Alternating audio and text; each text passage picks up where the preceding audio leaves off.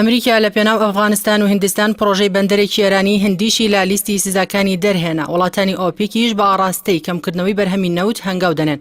ئەمریکا بەندەری چابەهاری سەرزەریای هندی لە لیستی سزاکانی سەر ئێران دەرهێنا.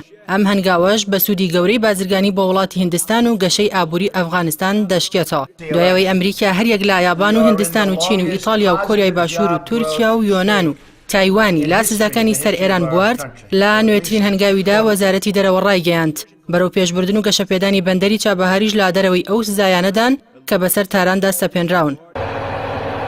چابەهار بەندەرێکی هاوبەشی ئێرانی هیندیە، دەکەوێتە شاری چابەهار لە هەردوو پارێزگای سیستان و بلوچستانی باشووری خۆراوای ئێران و با دەرچەی ئاوی ئێران بەڕووی جیهاندا دادەنرێت. ئامانجی سەرەکی ئەمریکا لا دەرهێنانی بەندەری ناوبراو لە لیستی سزاکانی سەر ئێران، دروست نەکردنی لەمپەڕە لە بەردەم گەشەی ئابووری ئەفغانستان و هەروەها دوورخستنەوەی زیانی ئابووریە لە یەکێک لە دۆستەکانی لە ناوچەکە کە هیندستانە.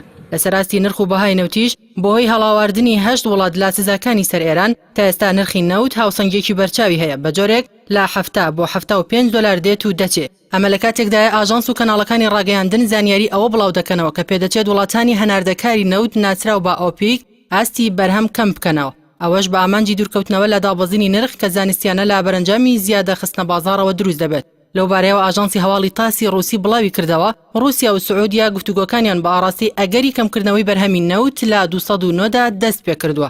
هەر هەنگاوێکیش بە ئاڕاستی کەمکردنەوەی بەرهەم پێچەوانەی ویست و خواستی ئەمریکا و بەتایبەت سەرۆک ترامپە کە بەردەوام داوا لە سعودیا دەکات بەرهەم زیاد بکات تا بەهۆی سزاکانی سەر ئێرانەوە نرخ بەرز نەبێتەوە. سعودیاش کە نەیارێکی سەرسەختی ئێرانە لە ناوچەکەدا پێشتر ئەو بەڵێنەی بە ئەمریکا داوە. سەیمانگی داهاتوو وڵاتانی پێکێنەری ئۆپیک لە ڤێنای پایتەختی نەمسا کۆ دەبنەوە. ئاژانسی ڕۆیتەرزیش لە سەرزاری دوو سەرچاوەیەوە بڵاوی کردەوە کە بڕیاردان لەسەر کەمکردنەوەی بەرهەمێنانی نەوت لەو کۆبوونەوەیەدا بە دوور نازانرێت.